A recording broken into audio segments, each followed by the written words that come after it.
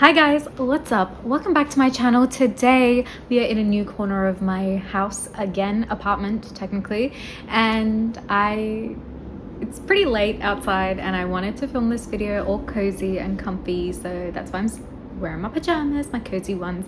And basically today I wanted to talk about the rise of skinny again, and I wanted to talk about this because it's something that has been absolutely projected everywhere on social media at the moment, and especially with all of the celebrities in Hollywood just getting alarmingly skinny. It's something that I think is concerning and something that I think we need to discuss a bit more as a society. Oh, before I get into this topic, if you are someone who struggles with eating disorders, or if this is something that could potentially trigger you in any sort of way, then please, I would recommend maybe not watching this video and maybe watching one of my other videos instead, because we will be discussing eating disorders and body image. So if that's stuff that you're sensitive with, then please be mindful of yourself and be respectful towards yourself, and please do not watch this video.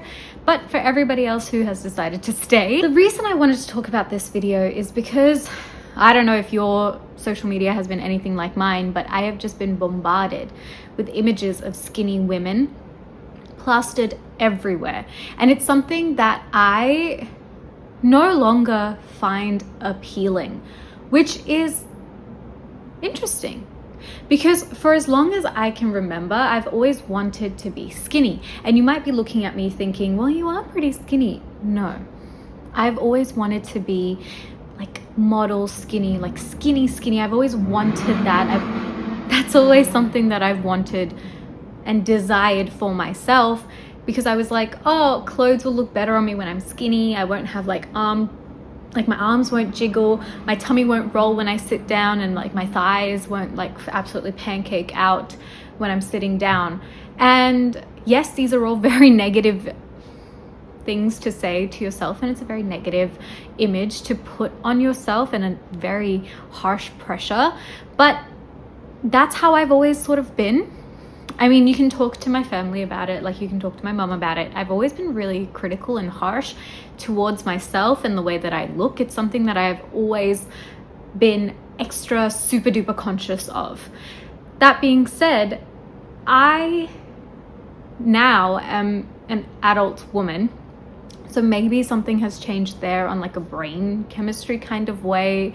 I'm not too sure. I really can't tell you what might have changed, but I find myself not as drawn to those ideals that I once had for myself, and now I find myself more drawn to being the healthiest version of myself possible, whatever that may entail. So realizing that certain foods don't agree with my system and maybe not eating those, moving my body in a way that feels good and sustainable for me, because here's the thing, I am not the most athletic person in the universe. So if I force myself to do high intensity workouts regularly, then it's very easy for me to drop off the bandwagon, and it's hard for me to stay consistent. And I find myself getting frustrated, and I fall into this like constant loop of, oh my God, I can't eat anything fun, I can't do this and I can't do that. So I have reined that in tremendously, and I've realized that, okay, certain foods don't work for my body because they cause reactions or like bloating or discomfort that I am not happy about, or they make me break out. And for those reasons, not because they make me look a certain way, but for those reasons, I cut those things out. And in terms of movement, finding things that I actually like doing, whether that's dancing or yoga or Pilates or whatever, and just sort of retraining the way that I talk to myself as well, and realizing that yes, on certain days you might feel a little bit more bloated, or you might not be as bloated, and that's all very normal and all very natural things about being an adult woman. But I wanted to discuss this rise of skinniness specifically because it's getting a little bit scary.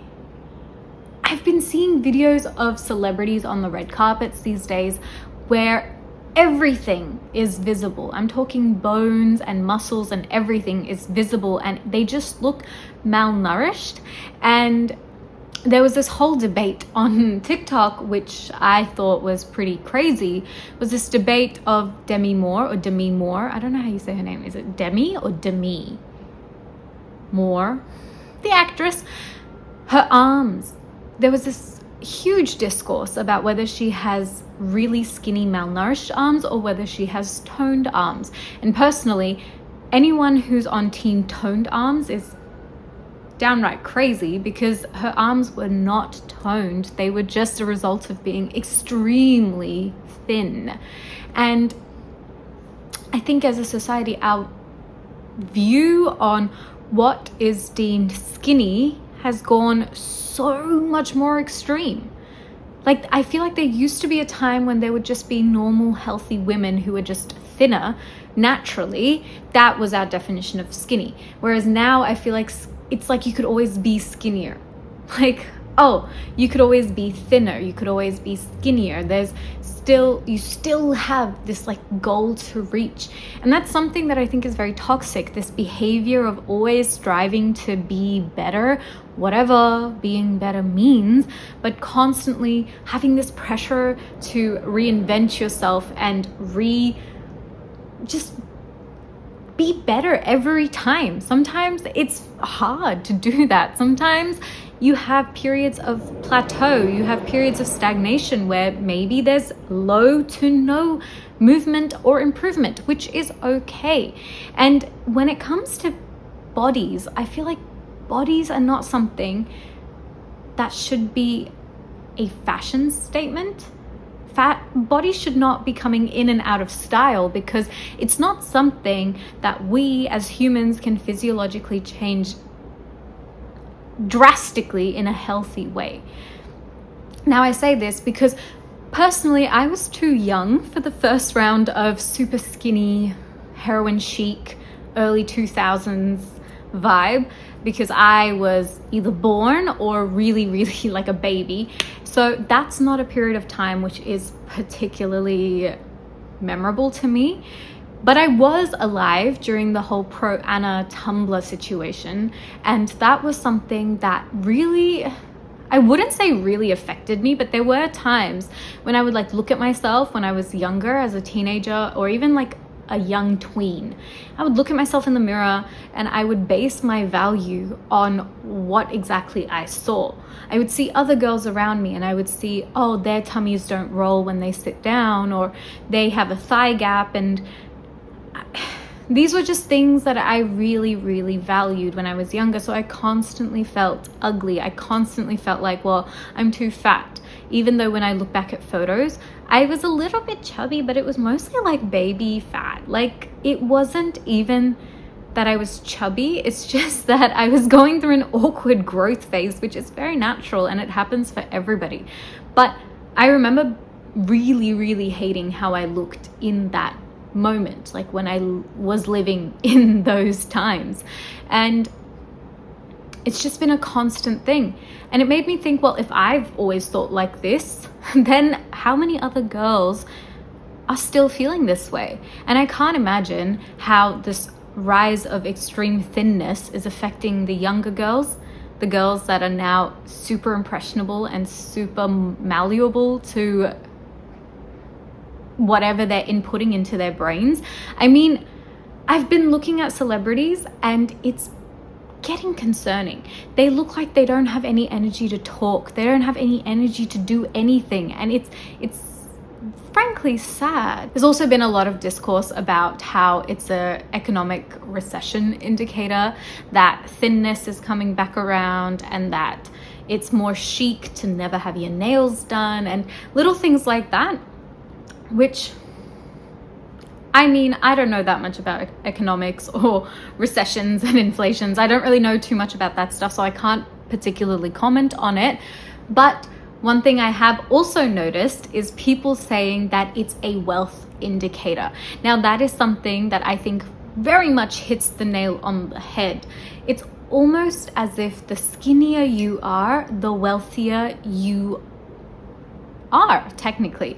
That's the sort of parallel that I'm noticing in terms of the media and the celebrities and the socialites and whoever the high class society people are. Because if you think about it, us average folk, we have jobs to do, we have families to look after. We do not have the luxury of being absolutely malnourished, thin, because we need energy to do stuff. If I think about it, I cannot just not eat for extended periods of time because I work at a really busy place. My job involves me to be constantly on my feet. And if I'm not eating enough or at all, I'm going to feel really drained and unwell very quickly. And then if I can't go to work, then I can't pay my rent, and then cycle repeats forever and ever. So I can never be that skinny. Whereas if you're rich and you don't have to go to work, or you have other people who can do certain things for you, you can afford to be that skinny because you don't need that much energy. If they have someone cooking for them, if they have to go suddenly on a trip, if they have to travel, they have somebody who will pack their bags for them. They have somebody who will carry those bags for them. They have somebody who will, drive them from point A to point B. And they have people for every little job. That's why they can afford to be so skinny, because they get the luxury of exerting as little energy on life as possible. And then they can look a certain way, whether it's something that they aspire to be like, or whether that's the ideal that they want for themselves. They have the luxury of attaining that. Whereas us, if I'm traveling, I gotta carry my luggage on my own, right? I gotta put my suitcase in the overhead compartment, and if I cannot do that, then that's like the bare minimum of traveling.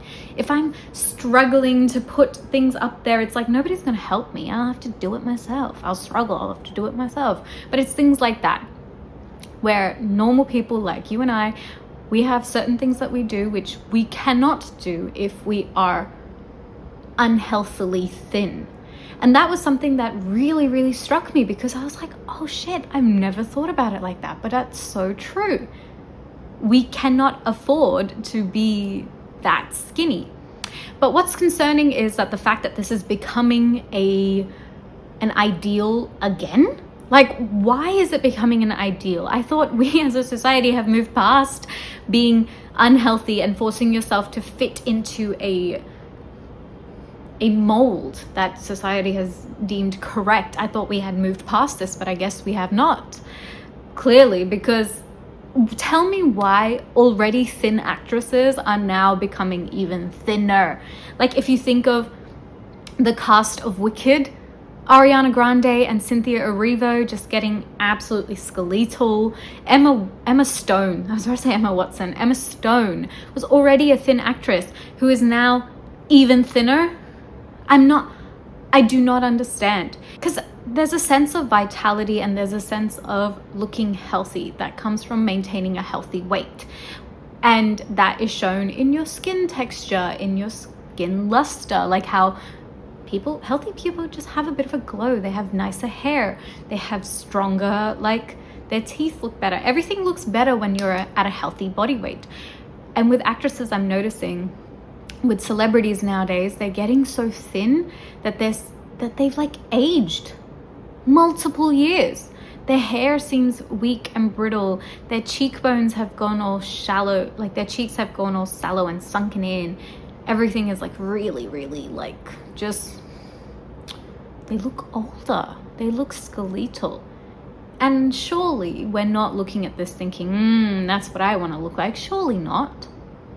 And if we are, then we should really, really reconsider why we put unhealthy bodies on both ends of the spectrum, but specifically, why are we glorifying such skinny bodies? Yeah, it's just something that I've been seeing so much of at the moment, and it's something that has really just raised my eyebrow and piqued my interest and just made me go, why is that happening again? I feel like as women specifically, our body needs so much energy to do things. We have so many things going on hormonally, physically in our body that we need to look after in order to be healthy. And there are certain things that you just cannot do if you're dangerously thin. If you don't have a period, then that's an unhealthy thing. Not having a period is not healthy. It's not healthy to be losing hair because you're not eating enough food, or to have brittle teeth because you're not eating enough nutrients as well, not drinking enough water. I think the goal should always be to be a healthier version of yourself, which is something that I realized for myself. I no longer tied my self-worth to looking a certain way. Yes, I still want to look good. Yes, I still want to look pretty and feel nice in my clothes. But I have now reframed that into, if I move my body and eat well in a way that works for my body, and I'm able to sustain it and maintain it as a lifestyle, then the body that is the result of that is my ideal body. Because I've realized that I cannot structurally change certain things about my body. I have a short torso. I can't make my torso look longer because I just don't have that. Genetically, I have a shorter torso and I have longer legs. I cannot all of a sudden have long legs and a long torso. I cannot change the structure of my arms. I can make them healthier and I can make them stronger, but I can't physically change the size and the shape of my arm. It's things like that. Or like my face. There are certain things about my face that I don't necessarily love, but I realize that they're on me for a reason. They're my genetics, they're my genes. I look like the people before me. I look like a mix of my family. And that's something to be proud of, and something I don't believe we should be changing. Same with things like Botox and fillers. I feel like I'm surrounded by people, even in real life at work, who get fillers done every 6 months, or who get boob jobs, and who get lots of little things. And while I'm all for it, if that's something that you want to do and if that's something that will make you feel better, me personally, I can't imagine doing any of those things, because I would hate to lose my individuality in any sort of way. I don't know. This is kind of a bit of a hard topic to talk about, because again, who am I to dictate what you should or shouldn't do with your body? It's your body, your rules, your decision. All I'm saying is that the rise of skinniness has become concerning, to say the least. And it's something that makes me a little bit worried for the younger girls as to what they are attaching their ideals and morals to, and how they believe they should look. Because it's not fun growing up hating yourself because you look different to whatever society deems is the ideal. So, yeah. But to be honest, I just want to sit down and discuss this with you guys, and yeah, because it was something that has just been going on in my mind a lot, and I've been seeing a lot of people discussing it online, and videos have been popping up everywhere, and it was just something that I wanted to give my 2 cents on. So that's basically what I did. If you guys enjoyed this video, please be sure to give it a thumbs up and subscribe to my channel. And yeah, let me know your thoughts in the comment section down below, and if you have any other video ideas, also leave them in the comments down below. But other than that, that's it for this week's video. I'll see you guys all next time. Bye.